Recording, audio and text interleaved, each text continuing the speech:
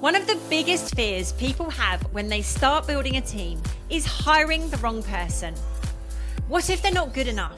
What if they let the client down? What if it creates more work instead of less? But after building and managing a team for several years, I've learned that when an associate doesn't work out, it's very rarely just about whether they can do the work. Usually there's something else going on. Expectations, communication, fit, systems, leadership.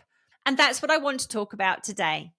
Hello, I'm Holly Copsey, and this is the Visionary VA podcast. One of the most common problems I hear about, and one that I think anyone thinking about building a team worries about, is hiring associates, and why some associates work brilliantly and some just don't.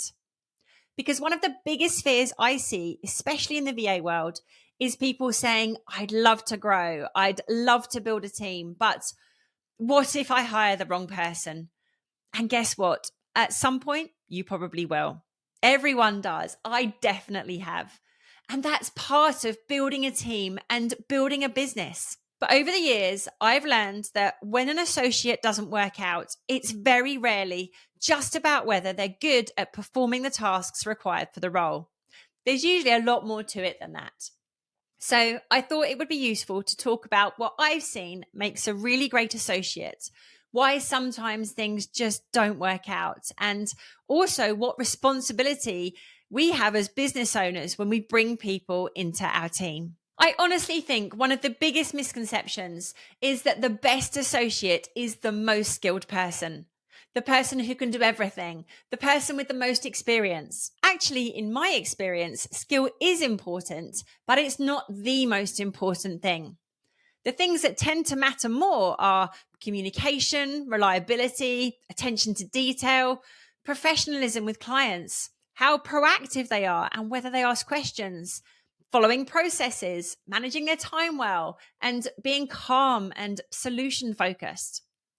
Now, I can teach systems. I can explain how we like things done. I can share processes and ways of working, but I can't teach attitude, work ethic, communication style, or reliability. Those things come with the person. Some of the best associates we've ever had haven't necessarily been the most experienced on paper, but they've been brilliant communicators, totally reliable, incredibly calm, which in turn means clients trust them very quickly and they do a great job, which of course matters a lot. Another big reason why associates sometimes don't work out is actually nothing to do with them. It's to do with expectations not being clear enough. If someone joins your team and they don't really know how you expect them to communicate with clients, how deadlines are managed, or what they should do if they don't understand something, or who is responsible for what, how time tracking works, and what good looks like in your business, then they're basically guessing. And when people are guessing, they're going to get things wrong. So a lot of building a successful team actually comes down to a solid onboarding process, clear communication expectations, clear ways of working, giving feedback early on, and not assuming people just know how you like things done. The clearer you are as a business owner, the easier it is for associates to succeed. And if I look across the associates who have worked really well in our team over the years, they tend to have very similar traits. They're usually extremely conscientious, reliable, professional, great communicators who are calm under pressure. They ask questions early rather than guessing, take ownership of tasks, and truly see themselves as part of a team, not just someone who's picking up hours to earn a bit of money. And that last one is a really important point. The associates who work out best are the ones who feel part of something, who care about the clients, who care about the team, and who take pride in their work. Not just the ones who want to log some hours here and there with as little involvement as possible. Now, on the flip side, there are some common reasons why associates sometimes don't work out. And again, this usually isn't about them being a bad VA or a bad person, although that also can and does occasionally happen. But it's often just not the right fit for that business or that team. Maybe they're poor communicators, regularly miss deadlines or overpromise their availability. Or perhaps they've taken on too much work elsewhere and don't have the right capacity. It could even be that they just don't have the right personality fit with your team or clients. And I think this is important to say. Not every associate who doesn't work out in your business is a bad VA. They might be brilliant in a different environment with different clients or working directly with their own clients.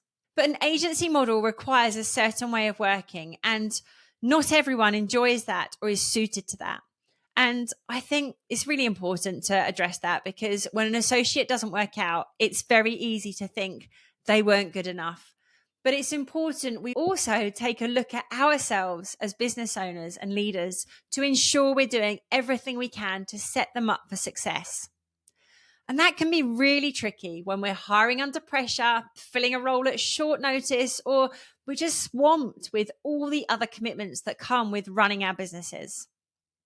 It's our responsibility to hire carefully, onboard properly, and set those super clear expectations from day one. If any tiny issues crop up, we need to deal with them before they potentially become a bigger issue. And that might be through training, giving feedback early, and having difficult conversations when they're needed. We have to protect the client relationship and our team culture. So sometimes it means letting people go when it's just not the right fit, which can be a big blow to our ego because we're the ones who choose to hire them. But we have to take the lesson on the chin, suck it up, and move on without dwelling on our mistakes. Building a team isn't just about finding good people. It's about creating an environment where good people can do their best work and where expectations and standards are really clear.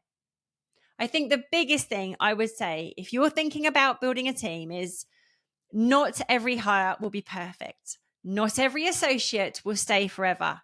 You will get it wrong sometimes. You will learn what works for your business. But one great associate can completely transform your business.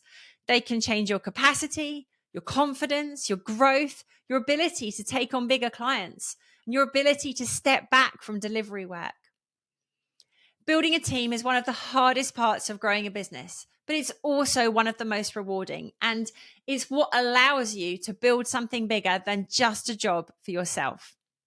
So, if you're worrying about hiring the wrong person, that's totally normal. Everyone worries about that. But don't let that fear be the thing that stops you from growing your business, because you don't build a business on your own. At some point, if you want to grow, you have to build a team. And when you find the right people, it really does change everything. Thanks for tuning in to episode 63 of the Visionary VA podcast. Please do like, follow, and subscribe wherever you are watching or listening to this. I really would appreciate it.